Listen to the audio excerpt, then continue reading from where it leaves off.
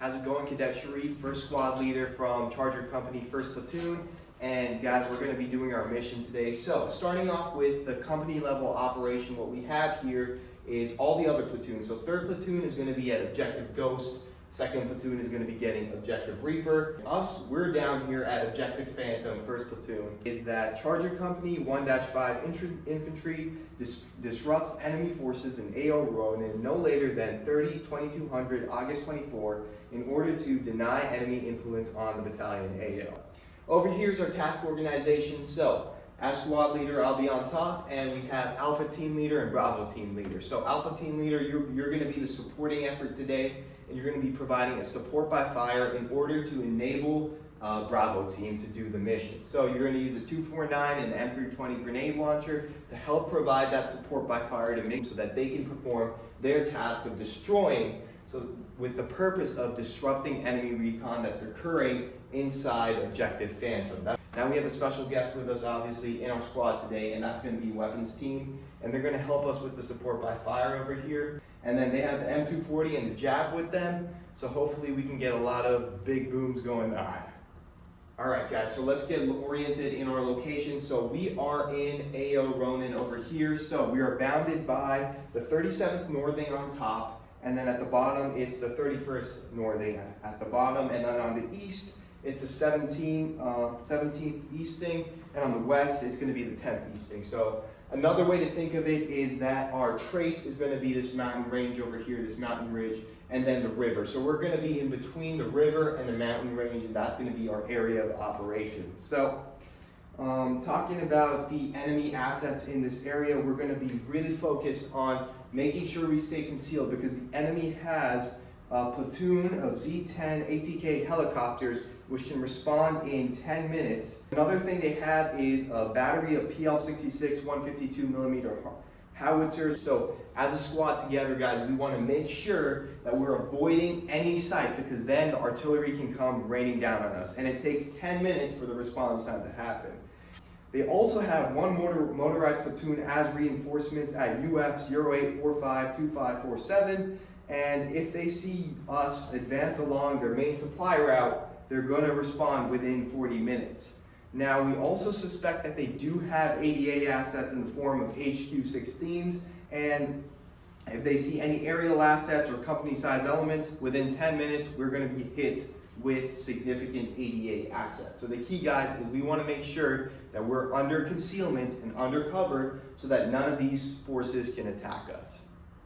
So here's our GTAO analyzing our terrain. So starting off, we want to talk about the obstacles within our area of operations. So the key things we have is a Tulan Shan mountain range, and then we have forest cover. So forest cover is going to be our best friend in this operation, because it's going to allow us to get cover and get concealment from the enemy, and what it also does is it limits the CSKs from the enemies from moving, because they can't go through the forested terrain. There's a lot of severely restricted terrain, but a lot of the terrain in the forest nearby our avenues of approach is just restricted because we're on foot, we can get through it, and the enemy cannot with their CSKs. Now, our avenues of approach, we have two options for it, and they'll be going straight down this path over here, and we have enough space for a platoon-sized element to go through, and we're going to go down and stick by the forest cover on the side in case we need to tuck in, and we're going to use our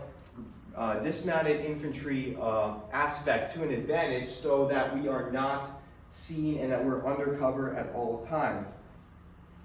And then the alternate route is, if we're going down here and there's a bit of an issue, we can take the upper route. It takes a bit longer, but we're further away from the mortar team that is at Objective Phantom. Now, some key terrain we have that we have to notice is we have key terrain one over here right by our objective. There's a nice little hill which we can use to kind of maneuver behind it to make sure that the mortar team doesn't see us. So if we use the forest cover, and then once we reach the objective, we hide behind the hill and slowly approach, we're good to go and immediately start support fire and immediately start the destroying task onto the mortar team, which is on Objective Phantom. Now, other key terrain to notice is that there's a bridge up here that will be used by the enemy if they want to retreat. So if they decide to use their avenue of approach over here, go up to the river, they can use that bridge to go to the city, or get supplies, because since the city is directly connected through a bridge, it means that they're going to be well supplied because they have direct access to civilians with a lot of food, water, whatever. So some observations in fields of fire. They have a PP-87 mortar, which means that they can hit us wherever we are. The real importance of this is we have to stay under cover, because even if we're 2 kilometers away, they can hit us with their mortar. So for the weather, the key thing to note is that it's going to be dark and going to be low in illumination, so we got to expect using nods. Now what we can do is use this to our advantage to help stay under cover, because remember, even with nods, the enemy mortar team is going to have issues looking at us. So if we use our nods to maneuver and stay within cover, we'll be good using the illumination to our advantage.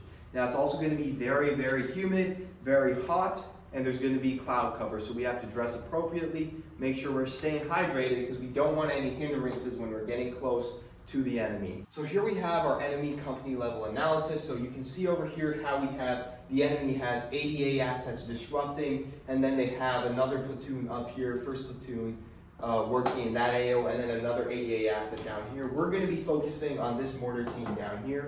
So if we go to the next slide, we can see that this is the composition of the entire enemy at the company level. So they have motorized infantry platoons, 80A assets, recon platoon, and they have that mortar team. And the key weapons are the CSK, the QJZ-89s, the QBU-88s, the QJY-88s, the DZJ-08, and really the most common weapon will be the QBZ-95, which is their M4 equivalent. Next, we're going to have our platoon analysis over here. So this is on the platoon scale. So you can see that our other squad, they have other squads up here disrupting and then occupying two over here, and then they have a screen of the recon platoon. So we do have to make sure we stay in the cover and concealment in the trees to avoid being seen by the screening platoon. This is the composition of them on a platoon level again. Over here we have our own squad level enemy sit temp, which is what we're going to be specifically looking at. So up here or down here we have our mortar team, which is going to be directly disrupting us, and this is the one that's going to be an objective phantom in our main opportunity. So they're going to have the PP-87 mortar system, which is able to shoot up to 5.7 kilometers and sometimes even more. So now up here we do have an enemy infantry motorized squad with machine guns and access to grenade launchers. So there is a lot of tree line over here, so we should be okay and covered from them.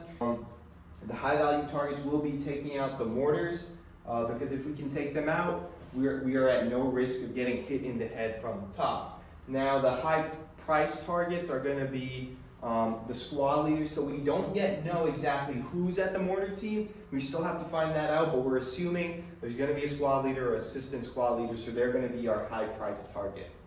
So we talked about where the enemy mortar platoon or mortar team is. Now let's talk about their key capabilities of the enemy and that mortar team. So intelligence-wise, we have to remember that the enemy has access to attack helicopters, which is a big strength, and they also have that reconnaissance squad. Now for movement and maneuver, we can take advantage of them having CSKs, because that means they're mounted, they can't go through the woods like us. Terrain that's unrestricted for us is heavily restricted for them, severely restricted.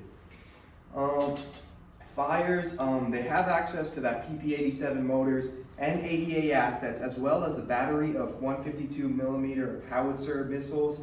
Now, protection-wise, is specifically focused on our mortar team. That's their weakness. There's no natural cover around them. There is a little hill, but there's no man-made structures. So, as I said before, if we go up our avenue of approach through the forest, and then we reach the hill and hit them by surprise, there's nothing stopping them from being hit by our bullets. The structure and the goal, the purpose of the enemy's operation is to protect objective phantom from U.S. influence by preventing U.S. squad operations, and they will accomplish this by performing an area defense.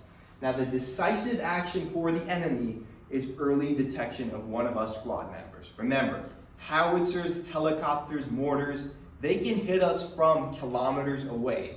So if they detect us, it's decisive and we're done. So we gotta stay under the bushes, under the trees. Now their end state is to secure objective phantom from us. That's the plan. We gotta stay under cover. Our goal is to get that mortar team quick, easy, and effectively. Thank you for watching the brief.